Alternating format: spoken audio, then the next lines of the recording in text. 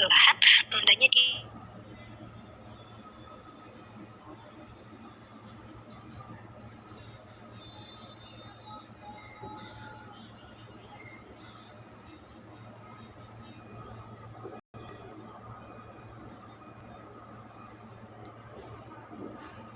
two new genetically identical bacteria.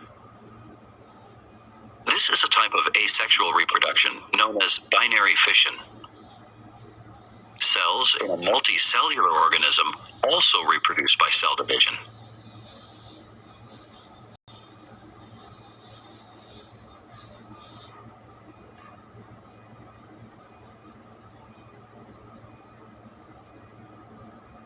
Oke ya, jadi kalau di sel uniseluler itu ketika dia melakukan pembelahan, maka dia akan menjadi individu yang baru.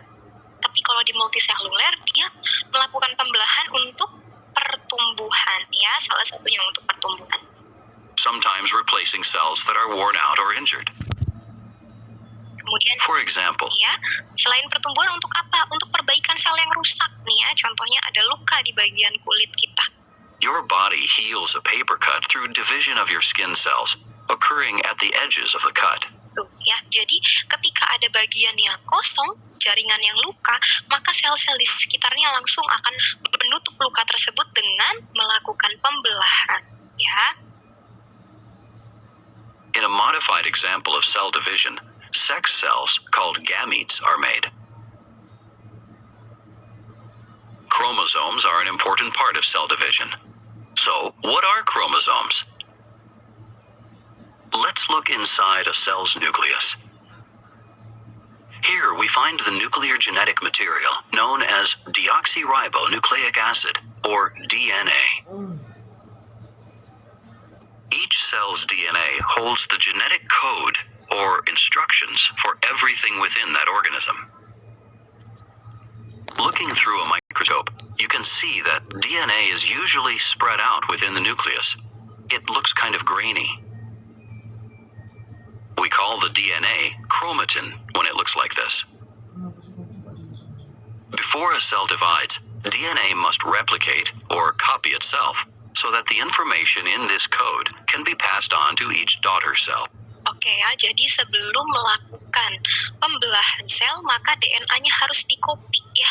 Jadi dia harus melakukan replikasi. Ini kita sudah bahas ya kemarin tentang replikasi DNA. At the beginning of cell division, DNA condenses tightly into an X-shaped structure. Oke, jadi pada saat sel itu akan melakukan pembelahan ya, nanti kita akan lihat proses siklusnya ya. Ketika dia akan melakukan pembelahan, maka akan terjadi kondensasi materi genetik membentuk kromosom. Yang tadinya bentukannya benang-benang ya, benang-benang kromatin.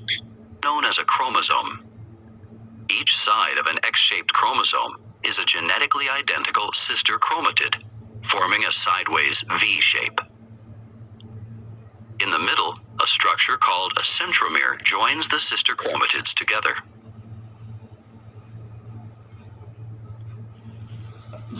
Different types of organisms have different numbers of chromosomes. Every cell in your body is called a somatic cell, except your gametes.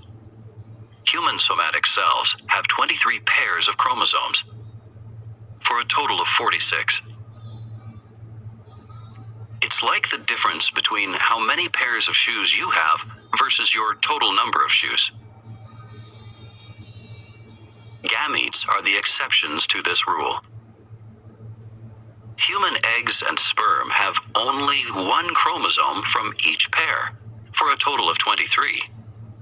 And, unlike somatic cells, gametes are not genetically identical to their parent cells. When a sperm cell fertilizes an egg, they both contribute their 23 chromosomes. This fused cell, called a zygote, now has 23 pairs of chromosomes for a total of 46. This overview of cell division will help prepare you for studying the cell cycle, which is the life cycle of the cell. Oke ya, jadi ini adalah tahapan pembelahan sel yang nantinya kita akan pelajari siklusnya gitu ya. Oke, kita lanjut lagi. Jadi ini masih prolog atau permulaan. Oke, ya kita masuk ke tentang materi sebenarnya tentang siklus sel dan peranannya dalam perkembangan organisme. Oke, saya minta, maaf,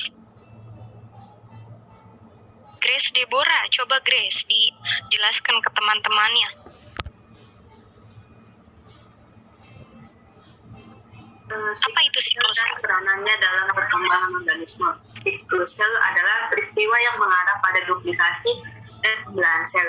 Siklus sel adalah rangkaian proses reproduksi sel yang berurutan dan berulang yang meliputi pertumbuhan sel, duplikasi isi sel, sintesis DNA, dan diikuti pembelahan sel yang menjadi dua sel anakan disebut siklus sel.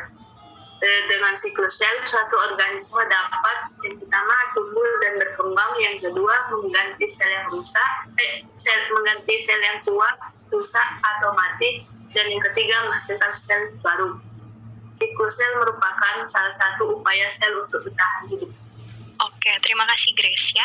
Ini kata kuncinya, siklus sel itu apa? Peristiwa duplikasi atau pembelahan sel. Jadi bukan cuma DNA-nya yang berduplikasi, tapi selnya yang mengganda. Ya, itu adalah siklus sel. Tahapan siklus, kenapa dia dikatakan siklus, Bu? Karena prosesnya itu berulang. Ya, berulang terus-menerus sehingga membentuk suatu siklus.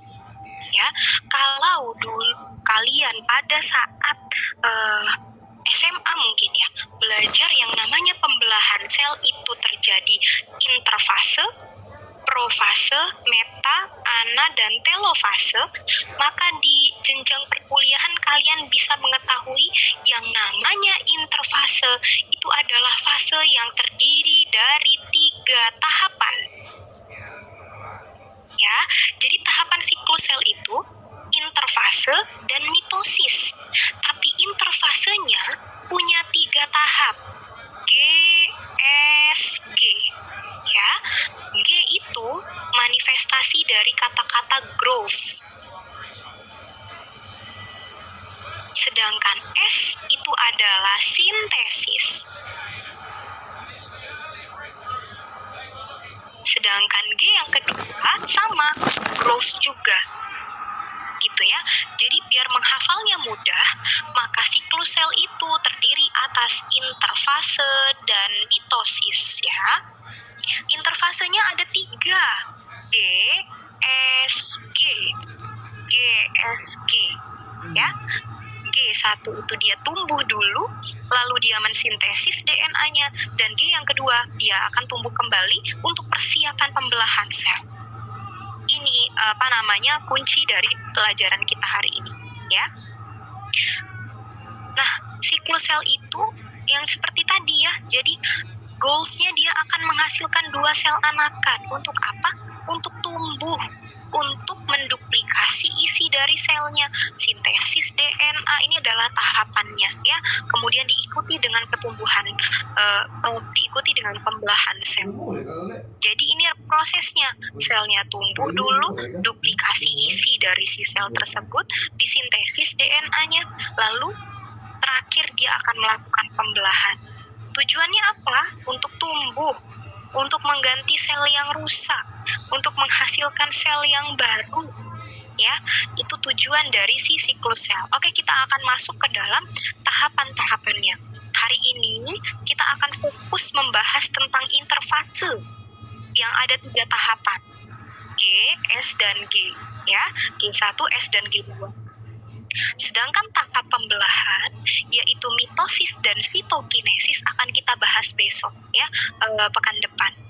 Apa bedanya mitosis dan sitokinesis? Kalau mitosis itu yang membelah intinya, kalau sitokinesis yang membelah sitoplasmanya. Makanya setelah dia melakukan pembelahan inti sampai pada tahap telofase, dilanjutkan sitoplasmanya membagi 2 yang disebut sitokinesis. Ya, biar kalian nggak bingung. Kenapa di sini fase M itu ada 2, ada mitosis dan sitokinesis? Karena pertama yang membelah materi genetiknya dulu, baru nanti yang membelah sitoplasmanya. Ya, ini pelajaran minggu depan tentang fase M. Ya, kita lanjut lagi. Oke, Nisa Nurmalia, coba Nisa dijelaskan ke teman-temannya. Kita belajar tahapan siklus sel, ya.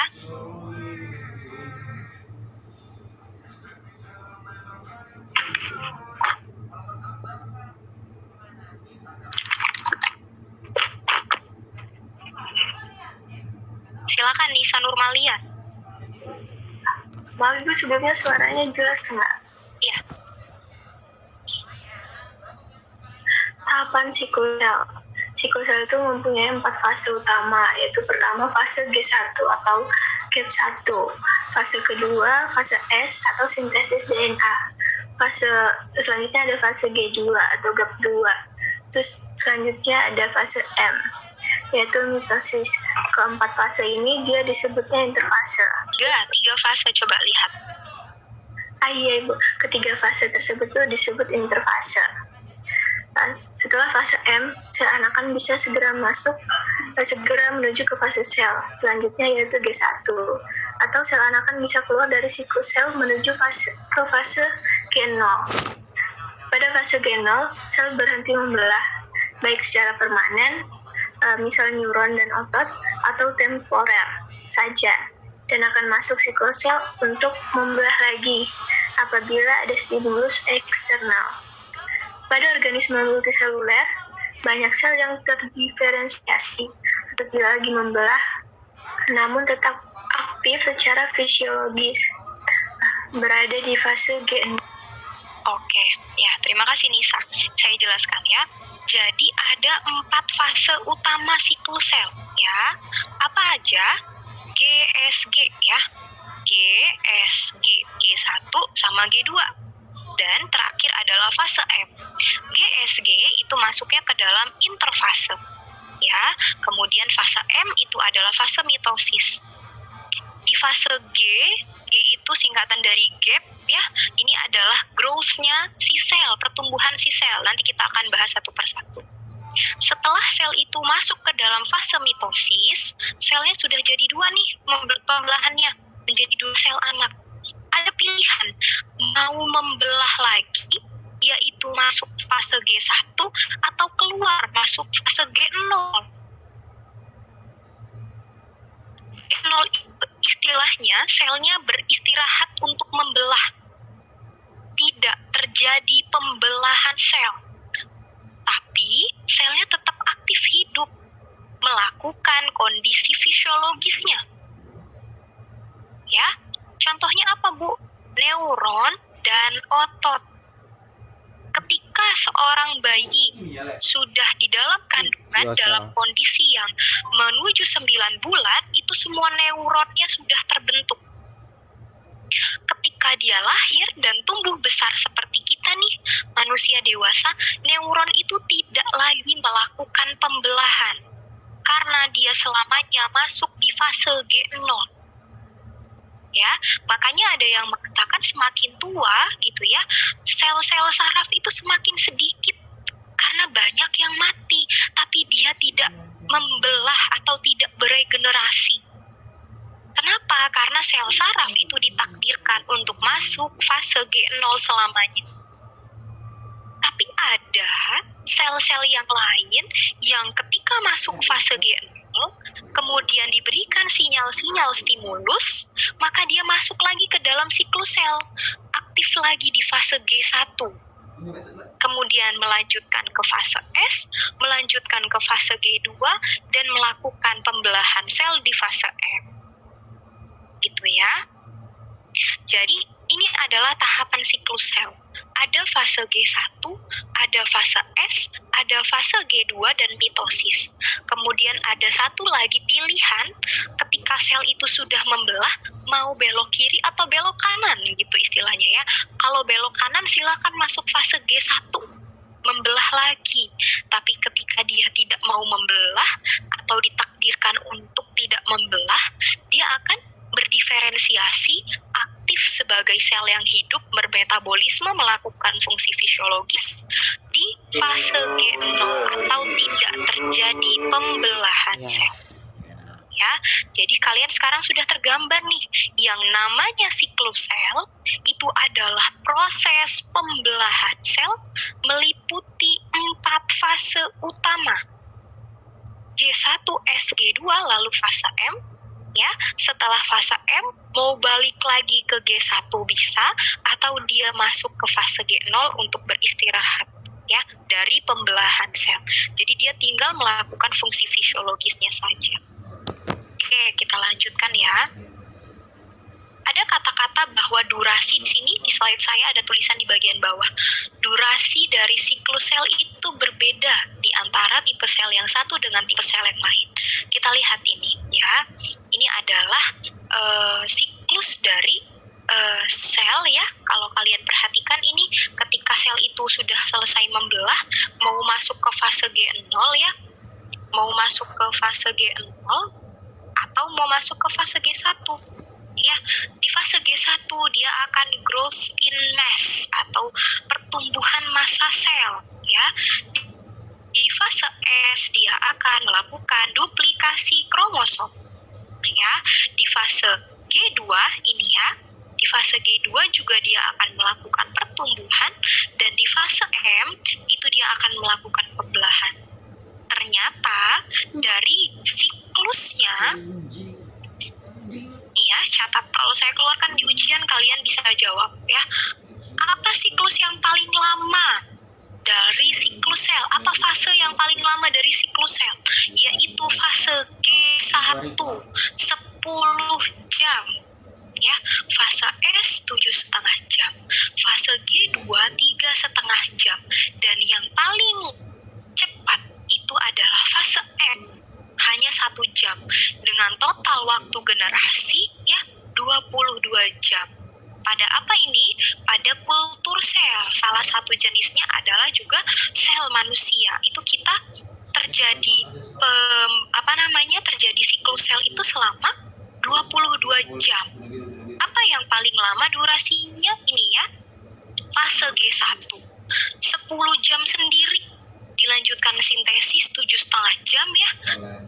Jadi 17,5 jam waktu yang telah dihabiskan, masuk ke fase G2 3,5 jam, jadi sudah 21 jam, dan fase M itu 1 jam, jadi dia totalnya 22 jam.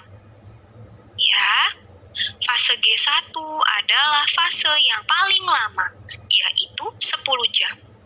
Oke, kita lanjut lagi.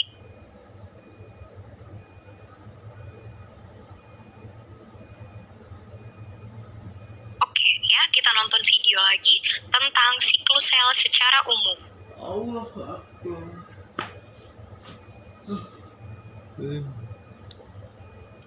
I think we should explore. Ya.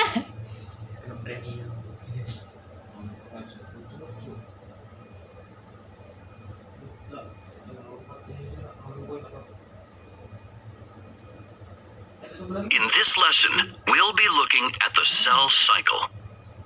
This is the lifespan of a eukaryotic somatic cell. A somatic cell is any cell in the body of an organism, except for sex cells, such as sperm and egg cells. The cell cycle describes. Oke, jadi siapa saja yang melakukan pembelahan gitu ya, semua sel yang ada di dalam tubuh itu dikatakan sel somatik atau sel tubuh. Ya, itu melakukan pembelahan. Gimana kalau sel gamet? Sel gamet pembelahannya itu dengan tahapan meiosis ya. Nanti kita akan bahas. Sekarang kita bahas dulu siklus sel untuk sel tubuh ya. The sequence of cell growth and division. A cell spends most of its life in a state called interphase. Interphase has 3 phases: the G1, S, and G2 phases. Interphase is followed by cell division, which has 1 phase, the M phase. Together, these 4 phases make up the entire cell cycle. G1 of interphase is sometimes called growth 1 or gap phase 1. In G1, Nih ya, jadi fase G1 itu dikatakan growth atau fase gap gitu ya. Apa yang dilakukan sel pada saat fase G1? Coba simak videonya. Ki Firmansyah, aman Ki? Kamu posisinya topang dagu kayak gitu nanti lama-lama ketiduran. Sambil nyatet ya. Itu gue bilang. Mampus kau. and carrying out whatever function it's supposed to do. Jurel. Gap phase 1. In G1, a cell is busy function it's supposed to do. Oke, coba kalian perhatikan ya. Selnya membesar, growing. A cell is busy growing and carrying out whatever function it's supposed to do. Apa? Note that some cells, such as muscle and nerve cells, exit the cell cycle after G1 because they do not divide again.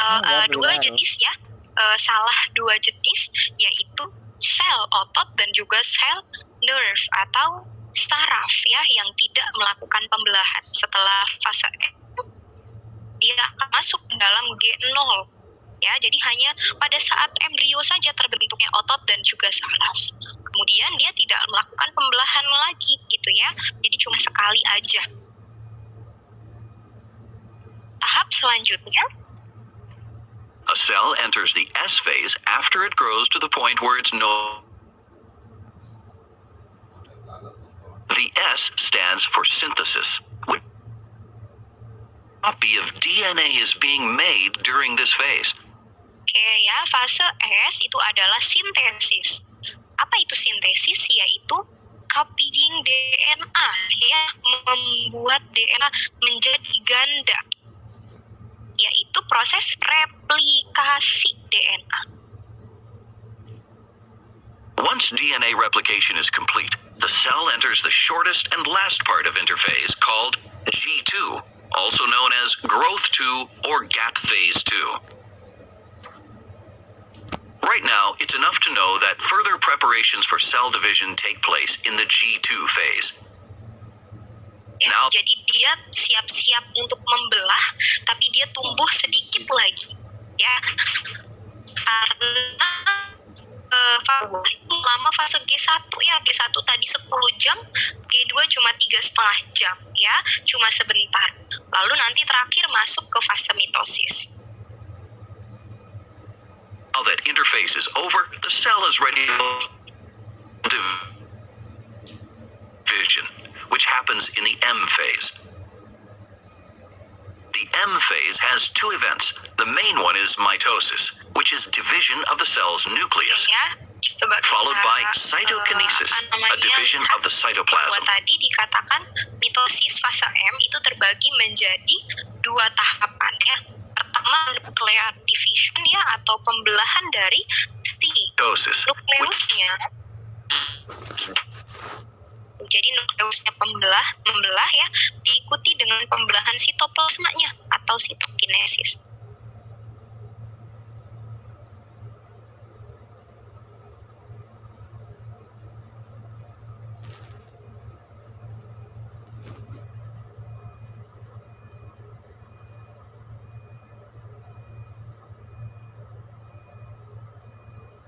the life cycle of an individual cell. It has 4 phases, 3 in interphase and 1 for cell division. Most cell growth and function happen during G1. The cell enters the S phase when it needs to divide. In this phase, the cell replicates its DNA. Replication just means the cell makes a copy of its DNA. In G2, the cell undergoes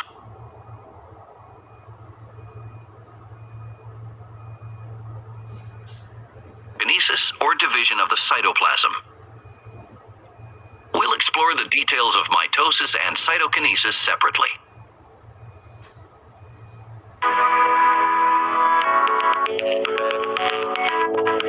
Oke. Kiki, coba coba jelasin apa itu siklus sel dan ada berapa tahapannya, Kiki?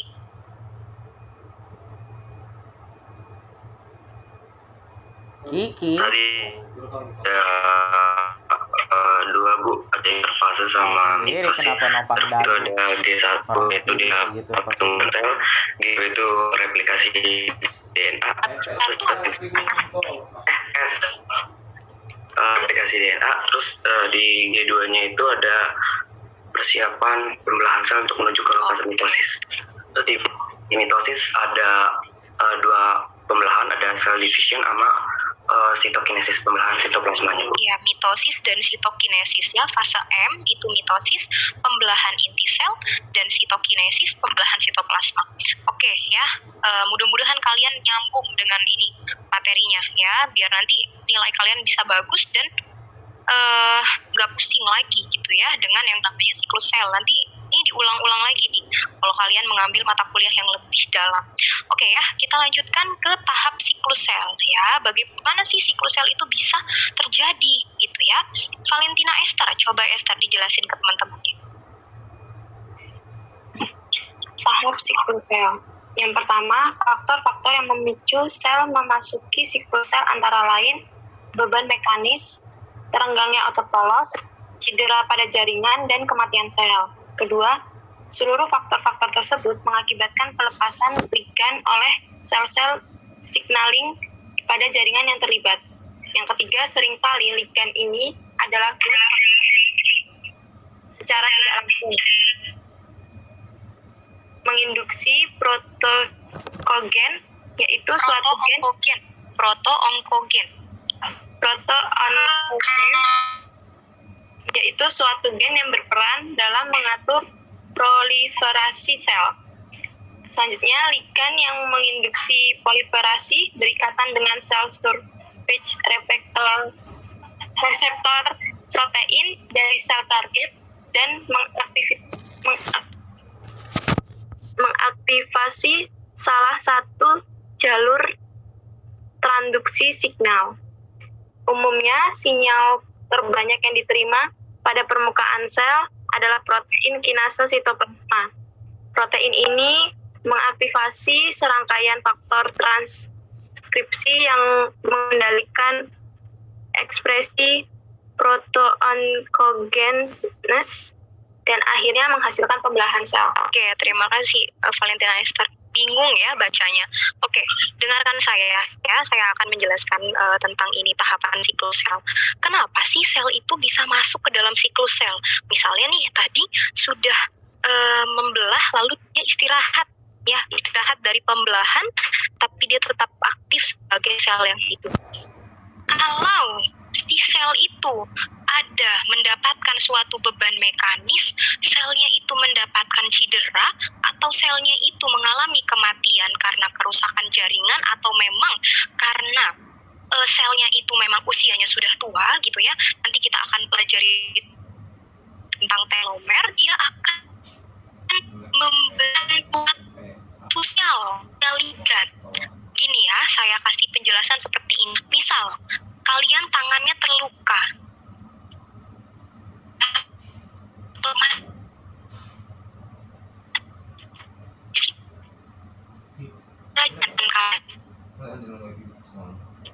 dia rusak, dia akan melepaskan ligan. Kemana?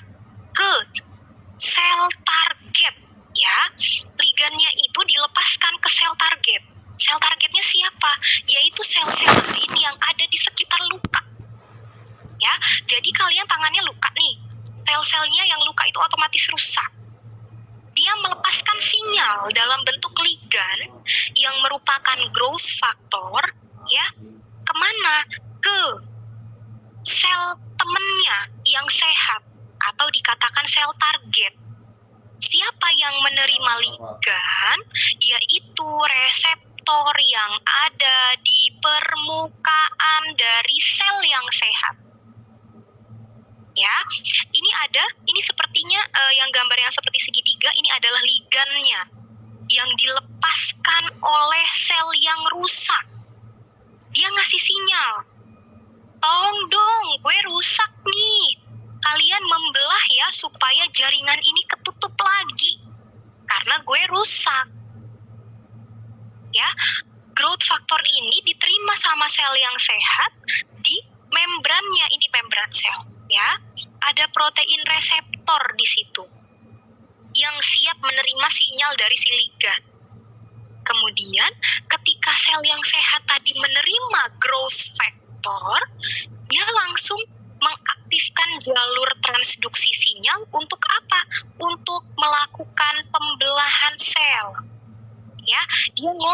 sama protoonkogen. Protoonkogen itu adalah gen yang terlibat dalam perbanyakan sel atau proliferasi. Ya, saya ulangi lagi. Ketika ada cedera, ada sel yang mengalami kematian, dia melepaskan ligan. Ligannya dilepas ke sel target. Siapa targetnya? Sel yang ada di sekitarnya, yang sel-sel yang sehat. Ligan menempel di sel surface reseptor protein atau protein penerima yang ada di permukaan sel. Sel surface itu artinya permukaan ya. Kemudian reseptor protein itu adalah tempat penerima sinyal dari temennya yang udah rusak. Ya, ketika si sel sudah mendapatkan ligan dalam bentuk growth factor, dia akan mengaktifkan jalur transduksi sinyal. Kemudian dia akan menginduksi protoonkogen ya, yang ada di dalam nukleus. Ada gen yang berperan untuk proliferasi atau perbanyakan sel. Woi, protoonkogen, gue dapet sinyal growth factor. Kita harus membelah. Ada teman kita yang rusak, ada sel lain yang mati, jaringannya kebuka, kita harus nutup. Akhirnya sel yang sehat tadi melakukan pembelahan. Gitu ya, kebayang ya?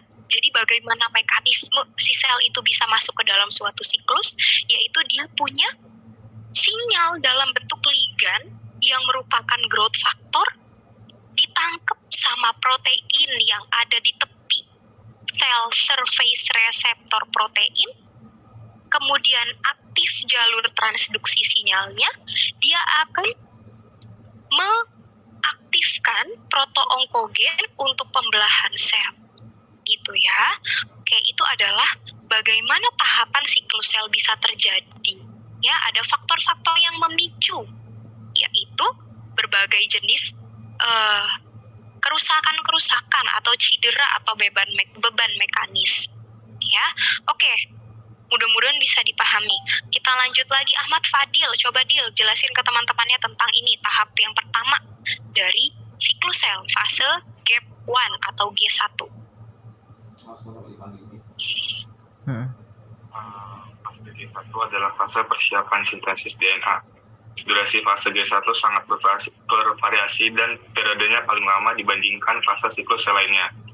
Proses yang berlangsung sintesis protein, misal enzim yang diperlukan untuk sintesis DNA polimerase, duplikasi organel, dan pertambahan volume sel. Mitogen diperlukan untuk menginisiasi transisi dari fase G1 ke fase S. Ketiadaan mitogen menghambat progres ke fase S. Mitogen adalah senyawa organik yang berperan di dalam siklus sel sebagai stimulasi menuju mitosis. Sebuah mitogen umumnya adalah hormon intraseluler yang memicu lintasan sinyal intraseluler. Oke, terima kasih Ahmad Fadil ya. Jadi tahap pertama, kalian jangan terkecoh dengan kata-kata sintesis di sini ya. Yang saya highlight adalah persiapannya. Sintesisnya di fase apa, Bu? Di fase S ya. Jadi fase gap 1 atau fase G1 ini adalah fase persiapannya. Ya. Apa yang terjadi pada fase gap 1? Sintesis protein. Protein apa yang disintesis? Dia butuh enzim kalau dia mau menggandakan DNA. Ya, replikasi DNA itu butuh DNA polimerase. Ingat ya, yang ada ase belakangnya itu sebagian besar adalah jenis enzim. Jadi di fase G1 dia nggak cuma ada pertumbuhan atau pertambahan volume, tapi dia juga melakukan sintesis enzim. Ya, jadi di sini sudah lebih detail penjelasannya. Lengkapi catatan kalian bahwa fase G1 itu dia selnya tumbuh atau melakukan pertambahan volume.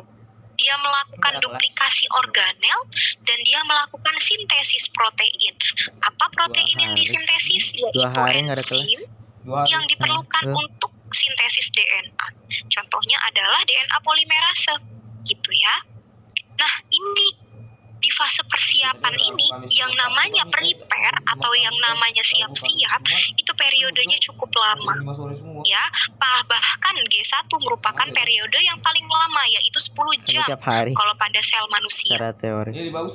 Yang tadi ya, yang ada di Enggak pula anjing tabel gini. di beberapa slide sebelum ini. Kemudian apalagi sih yang dibutuhkan pada saat fase G1? Dia butuh hormon yang intraseluler, ya, sinyal mitogen. Untuk apa? Untuk bisa maju ke fase S. Jadi kalau mitogen yang nggak cukup, dia akan diam aja di fase G1 atau dia akan masuk ke fase G0. Dia nggak masuk ke fase Ratusan mahasiswa sintesis. IPB terjerat Ya, pinjol jadi hingga miliaran si rupiah. fase G1 Anjing. butuh mitogen. Rektor turun tangan. Kita lanjutkan lagi. Tahap yang kedua yaitu fase S. Apa itu fase S? Tahapan sintesis, ya. Sintesis atau replikasi DNA. Ipong Pembuatan terus, DNA. Ipong aja terus. Ya, jadi DNA kita itu ada satu set. Tapi karena kita ini mau membelah, maka kita bikin jadi 2 set supaya kromosom kita jumlahnya tidak berkurang. Ya, akhir fase S dia akan Ya, ini Ipong dari punya pinjol 2 anjing. kromatid Tolong. bersaudara atau sister kromatid, ya. Nih, masing-masing Kemarin gua tadi pakai ya Ipong. kromatid dia menggandakan diri. Yang nanti ini akan terpisah HP gua rusak jadi satu-satu, pakai Ipong jadi dulu satu bentar. sel, jadi satu sel, ya, tanpa mengurangi genetiknya. Ini yang awal mulanya seperti ini, dia akan membentuk kromatid sister, ya, yang warna oranye dan yang warna kuning ini. Masing-masing nanti akan terbelah, satunya ke sel yang baru, satu sel ke sel yang pertama, satu sel lagi ke sel yang kedua, gitu ya. Jadi kromosomnya tidak akan berkurang jumlahnya. Tadi kalau pada fase G1 yang dibutuhkan adalah mitogen, ya, berupa hormon intrasel, kalau di fase S ternyata butuh vitamin. Apa vitamin yang dibutuhkan? Vitamin B9 atau asam folat dan vitamin B12 atau kobalamin.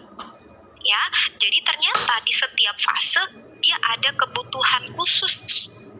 Contohnya di fase G1 butuhnya tadi mitogen, sedangkan di fase S butuhnya adalah vitamin B9 dan B12. Kalau misalkan defisiensi vitamin, nih, kalian mungkin yang perempuan-perempuan sebagai calon ibu, ya, jadi ketika kalian mengandung jangan sampai kekurangan vitamin.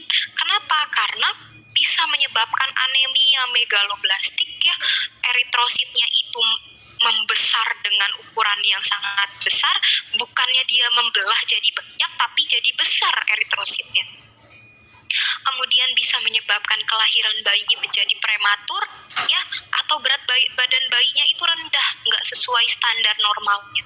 Kemudian bisa juga terjadi kelainan jantung, dan juga ada defek atau kerusakan pada tabung neural atau tabung syaraf. Ya, jadi ternyata penting kalau tadi di fase G1 dia butuh mitogen untuk bisa masuk ke fase S. Nah, kalau di fase S dia butuh vitamin untuk bisa menduplikasi DNA-nya. Gitu ya. Oke, kita lanjut lagi. Ini yang tadi kata saya, sel itu bisa melakukan kematian secara terprogram.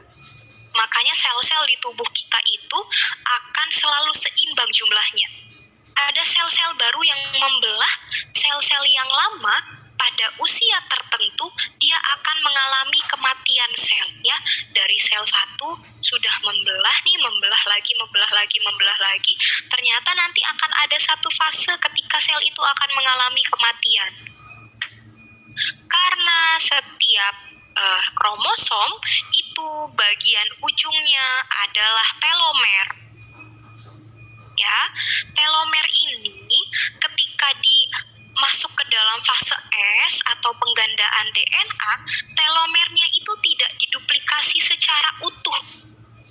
Ya, Akhirnya pertamanya telomernya panjang nih, kemudian setelah membelah sekali telomernya lebih pendek karena telomernya nggak diduplikasi secara utuh. Membelah lagi yang ketiga telomernya lebih pendek lagi, membelah lagi yang keempat telomernya habis. Ya, ketika telomernya habis selnya akan mati. Kenapa? Karena DNA-nya rusak. Telomer ini kalian perhatikan posisinya di ujung-ujung ya nih, yang saya beri warna merah nih, saya tutupi warna merah. Posisinya di bagian ujung-ujung dari kromosom.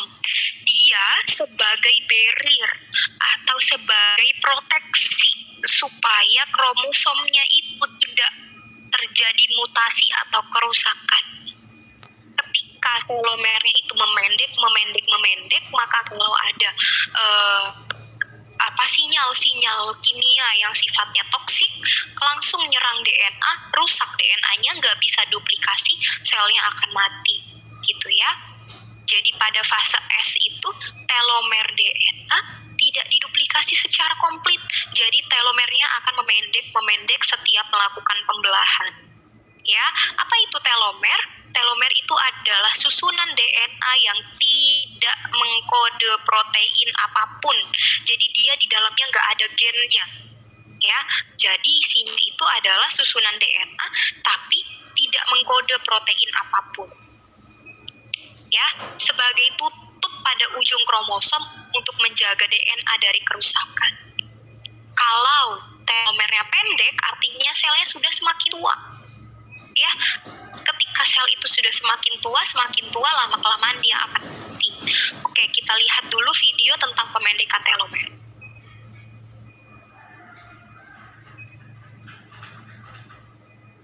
What are telomeres? Telomeres are structures made from DNA sequences and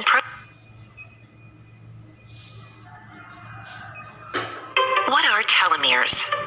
Telomeres are structures made from DNA sequences and proteins found at the ends of chromosomes. They cap and protect the end of a chromosome like the end of a shoelace. In almost all animals, from the simplest to the most complex, telomeres are required for cell division. With each cell replication, the telomeres get shorter and shorter until they're so short that your cells can no longer divide. When cells no longer divide, tissues age. However, telomeres can be rebuilt by an enzyme called telomerase to restore cell division. If you think we've found the fountain of youth, think again. If a cell keeps dividing uncontrollably and overcomes the limitations of telomeres, a cancerous tumor.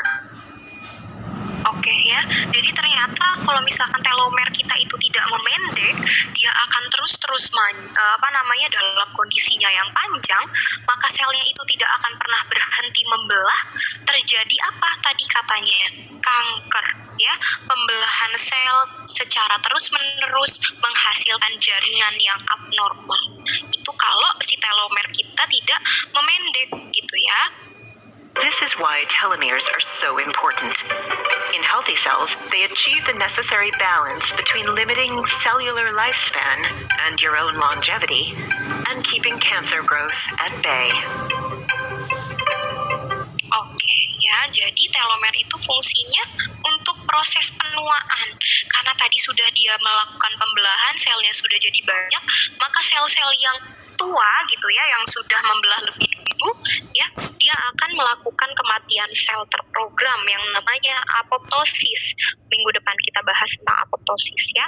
Kita lanjut lagi ke siklus sel yang tahap interfase yang terakhir, yaitu tahap G2 atau fase G2 ya. Saya minta Okta coba dijelasin ke teman-temannya. Okta Nur Sabila.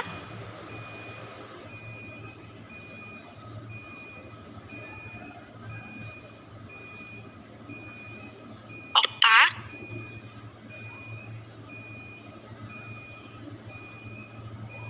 Mana nih Okta nih? Oh, hilang. Ya sudah, Okta Bagus Permana. Tahap siklus sel fase G2 adalah fase persiapan mitosis. Proses yang berlangsung itu pengecekan dan reparasi kerusakan DNA. 2. Sel melanjutkan pertumbuhan untuk menambah volume sel. 3. Penyimpanan energi untuk mitosis. 4. Duplikasi organel yang dibutuhkan untuk mitosis, misal sentriol. Sel mengalami pertumbuhan selama 3 fase, interfase G1, S, G2, tetapi kromosom diduplikasi hanya selama fase S. Oke, terima kasih Okta, bagus ya. Jadi fase G2 itu adalah proses persiapan menuju mitosis, ya. Kemudian apa yang berlangsung di sini? Yang pasti dia akan pertumbuhan, ya, melanjutkan pertumbuhan untuk menambah volume sel. Kemudian ada suatu bentuk pengecekan dan reparasi atau proses perbaikan, ya, dicek kemudian di repair DNA kalau ada yang rusak. Kemudian dia tumbuh lalu menyimpan energi untuk mitosis. Kemudian yang terakhir duplikasi organel yang dibutuhkan, contohnya sentriol, karena sentriol itu ya dibutuhkan untuk menarik benang-benang spindle pada saat proses pembelahan sel, ya. Oke, jadi sebetulnya sel itu mengalami pertumbuhan selama 3 fase, G1, S, dan G2. Ya, tetapi yang namanya duplikasi kromosom hanya terjadi di fase S. Terus apa Bu yang membedakan? Durasinya, ya. Kalau dia fase G1, durasinya itu 10 jam, ya, 10 jam untuk sel manusia. Itu otomatis tumbuhnya lebih optimal di situ. Kemudian di fase S ada pertumbuhan tapi sedikit karena dia fokus untuk replikasi. Dan fase G2 ya hanya 3,5 jam, yang tandanya pertumbuhannya juga tidak terlalu banyak. Jadi dia udah prepare akhir gitu ya untuk finalisasi menuju ke mitosis gitu. Oke, kita lanjutkan. Sel pada saat siklusnya itu punya checkpoint. Jadi ada suatu bentuk kontrol, ya. Setiap tahapan siklus sel ya, itu dia ada kontrolnya. Kalau tahapan siklus sel itu ada 4, ternyata kontrolnya itu hanya ada 3. Kapan ya? Pertama, checkpoint di antara fase G1 menuju fase S. Ya, di sini ada checkpointnya, ada sistem kontrolnya, nanti kita akan lihat. Ya, kemudian sel masuk ke S, lalu terjadi replikasi DNA, lalu ke ya. Jadi cek lagi, ini beneran nih mau membelah, DNA-nya bagus nggak? Kemudian selnya sudah cukup besar atau belum? Kalau udah oke, baru masuk ke dalam fase mitosis. Di mitosis pun dicek transisi dari meta ke ana, metafase ke anafase, ada checkpointnya. Ya, jadi checkpoint itu merupakan tahapan ya ketika sel itu memeriksa sinyal eksternal dan sinyal internal untuk memutuskan apakah fasenya itu berlanjut atau stop. Ya, jadi kalau tadi siklus sel itu ada 4 tahapan utama, ternyata checkpointnya itu cuma 3 kali. Kapan? Antara fase G1 menuju S, antara fase G2 menuju M, dan di dalam fase M antara metafase ke anafase. Gitu ya. Oke, ini dia tahapan yang terjadi pada saat checkpoint atau pengaturan siklus sel. Salsabila Anissa, coba Salsa dijelaskan ke teman-temannya. Oke, baik. Jadi ada 3 checkpoint penting dalam siklus sel. Yang pertama checkpoint G1 atau S. G1 menuju S.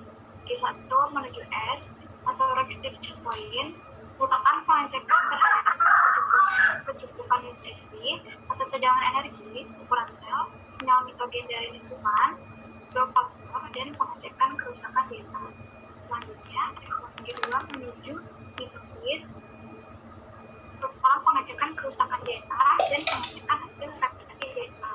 Yang ketiga, checkpoint pada transisi metafase ke anafase atau pengecekan seluruh kromosom apakah sudah terhubung ke benang seperti itu. Oke, jadi ini adalah tahapan dari masing-masing checkpoint ya, pengaturan siklus sel. Yang pertama ada tahapan yang cukup penting atau bisa dikatakan yang paling urgent, yaitu tahap dari G1 ke S ya, restriction point. Jadi di sini yang dicek adalah nutrisinya cukup atau enggak, cadangan energinya seperti apa, ukuran selnya sudah cukup besar atau belum, ada enggak sinyal mitogen, ada enggak growth factor, dan selalu melakukan pengecekan terhadap kerusakan DNA. Ya, jadi DNA-nya rusak nggak nih? Kalau DNA-nya rusak ya jangan membelah, gitu ya. Kenapa? Karena nanti selnya bakalan rusak, karena DNA-nya juga sudah rusak. Fase G1 ke S, kemudian fase G2 ke M, yang dicek lagi-lagi kerusakan DNA. Sama, cek replikasi DNA, digandakan secara utuh atau enggak, jangan-jangan ada yang enggak direplikasi bagian DNA, gitu ya. Nah, ketika sel-sel itu sedang masuk ke dalam checkpoint, ya, mekanisme biokimia ini, dia akan pilihannya dua. Kalau dia lolos, dia bakal maju ke fase selanjutnya. Kalau dia nggak lolos, dia disuruh benerin, gitu ya. Kalau dia nggak lulus, dia suruh remedial istilahnya, disuruh memperbaiki kerusakan, atau dia masuk ke dalam fase G0 untuk melakukan penghentian pembelahan sel, gitu ya. Terakhir ada checkpoint metafase ke anafase. Proses apa ini? Jadi yang dicek adalah kromosomnya itu sudah diikat sama benang-benang spindle atau belum. Karena kalau kromosomnya itu nggak terkena benang-benang spindle, pada saat dia anafase, dia tidak tertarik ke dalam kutub yang berlainan. Jadi dia tidak ikut membelah, gitu ya. Makanya harus ada checkpoint, dipastiin. Coba cek semua kromosom udah ada di dalam benang spindle atau belum, gitu ya. Kalau belum ada, si kromosomnya itu diarahkan untuk berikatan dengan benang spindle. Karena ketika nanti dia akan membelah ya, yang tertarik ke kedua kutub itu benang spindlenya menarik kromosom. Jadi kalau kromosomnya ada yang nggak terikat ke benang spindle, dia nggak akan bisa terbagi. Akhirnya nanti ada kelainan sel. Oke, itu ya, ada 3 fase checkpoint pada pembelahan atau pada siklus sel. Oke, kita lanjutkan. Ya, ini penjelasan dari setiap checkpoint. Udah makan belum? Cindy Helena, coba Cindy dijelasin ke teman-temannya. Belum makan. Pengaturan siklus sel atau checkpoint. Yang pertama, bagi kebanyakan sel atau checkpoint G1 menjadi bagian yang paling penting. Kedua, jika sebuah sel menerima sinyal go ahead di checkpoint G1, umumnya sel tersebut akan menyelesaikan fase S, G2 dan M, dan G2, M dan membelah. Ketiga, jika sel tidak menerima sinyal go ahead di checkpoint G1, sel akan keluar dari siklus. Kalau misal udah di sini bisa geprek tai, nggak mungkin makan geprek lagi tak jam segini. Hah? Mau makan geprek jam segini? Kenapa? Mau makan geprek jam segini? Jam berapa sekarang? Bisa 10. Mau makan geprek. Anjing ngopi sendiri bang, sedap lagi kopimu. Gak ada. Minum aja. Hah? Minum aja. Weh, ini wifi-nya kenapa ini? Go ahead atau maju nih lampu hijau gitu ya di fase checkpoint G1 menuju fase S, maka umumnya sel itu bisa langsung menyelesaikan fase fase S, kemudian fase G dia lolos nih, kemudian fase M dan juga dia akan melakukan pembelahan. Biasanya kalau udah lolos checkpoint G1 ke belakangnya bakal lebih aman gitu ya, tapi setiap sel juga akan melakukan checkpoint G2 ke M dan juga checkpoint pada saat mitosis. Kacang. Kalau dia tidak menerima sinyal go ahead, ya, selnya akan keluar dari siklus dan masuk ke fase G0. Sinyal-sinyalnya apa aja? Contohnya kalau sinyal internal itu, misal ini pada fase M ya, ketika kinetokor itu tidak melekat pada benang-benang spindle mikrotubulus, dia akan memberikan sinyal internal untuk menunda anafase. Jadi masih metafase dulu nih, tunggu ada bagian yang belum melekat ke dalam benang-benang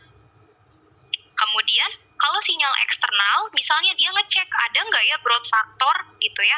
Kalau seandainya nggak ada growth factor, nggak ada yang merangsang sel itu untuk membelah, akhirnya dari fase G1 yang nggak maju ke dalam fase S gitu ya.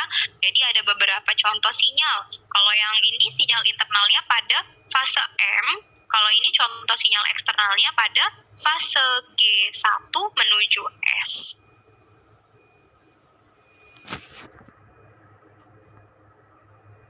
Oke ya, kita lanjut lagi. Komponen pengaturan siklus sel ya. Jadi siapa sih yang ngatur siklus sel? Ternyata ada komponen protein nih. Oke, tapi sebelum itu saya minta kalian berdiri dulu semuanya.